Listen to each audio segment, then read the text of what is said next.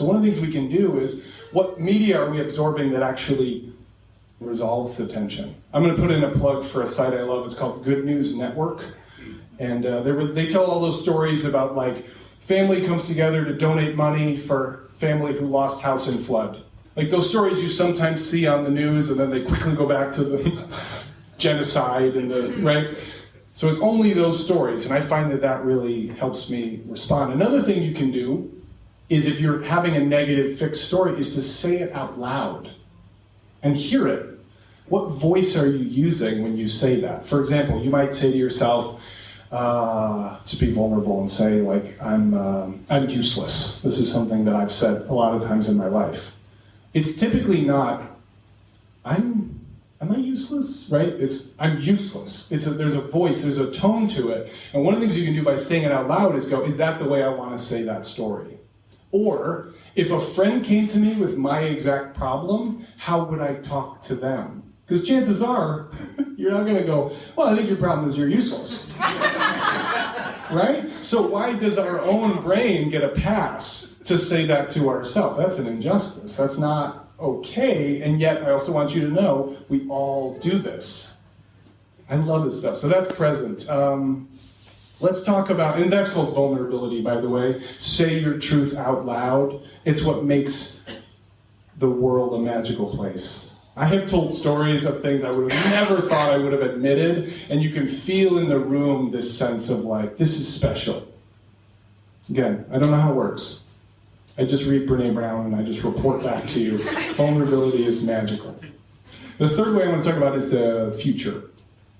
How you can use storytelling to change your future is basically to design a different story going forward.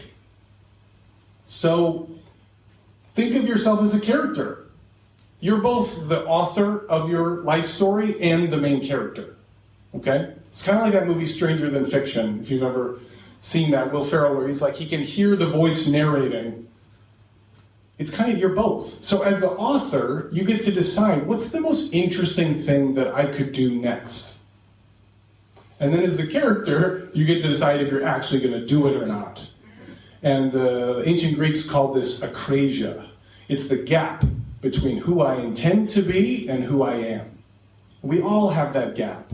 But the question is, if you think about it as a story, you might get a little extra jolt of courage to do something you might not have done otherwise. Because you know this character is going to grow through this experience. I could give you so many examples from my own life once I discovered this. I've had a lifelong fear of sharks in any kind of water.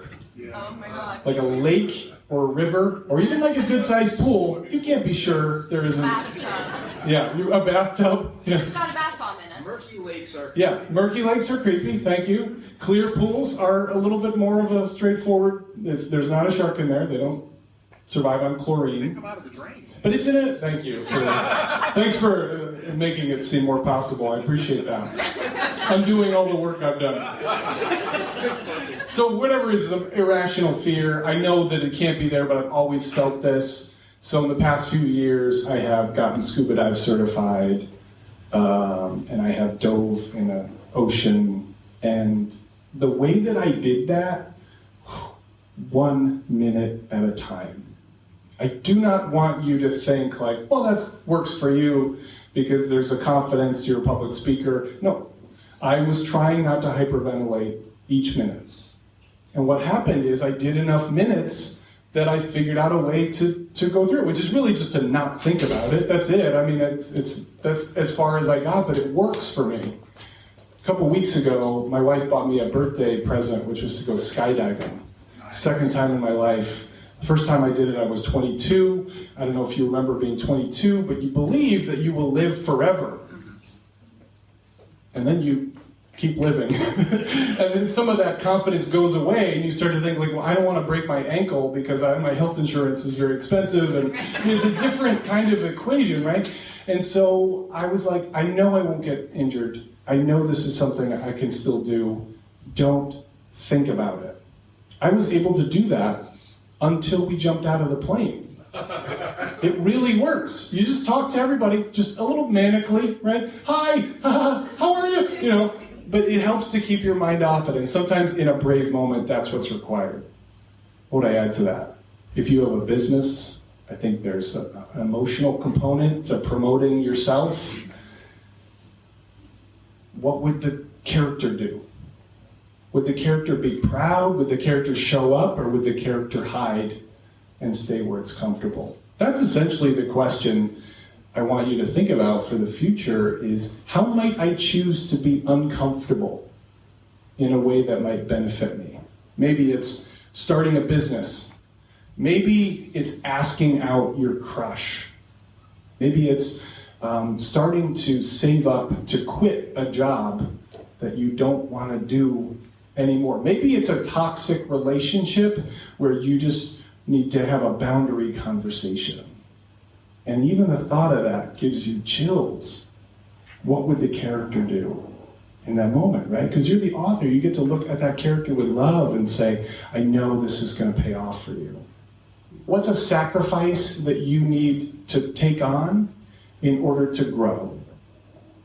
One of my loves is to encourage people to try public speaking. It's one of our biggest fears because we think that we might die. On a caveman brain level, we literally think that if I say something dumb and I lose status, I will be kicked out of the tribe and I won't be able to eat, right? You cannot die from public speaking. I've done it a lot. I've felt this fear, I've gone through this fear. And if you do this enough time, you stop feeling nervous. And then it's beautiful. Like I'm just chatting with you all, I don't have to deal with that part of the puzzle. But the main reason, besides practice, is that I keep telling myself a different story, which is that people actually care what I have to say. You pick a story that represents the person you want to be, find a way to tell yourself that story every single day. I'm excited for where that takes you. I left this link for you because I have some really fun stories. I got some great ones. I do have that story that I referenced earlier that I chose not to tell today for the third row there. But thank you so much, and I appreciate this opportunity.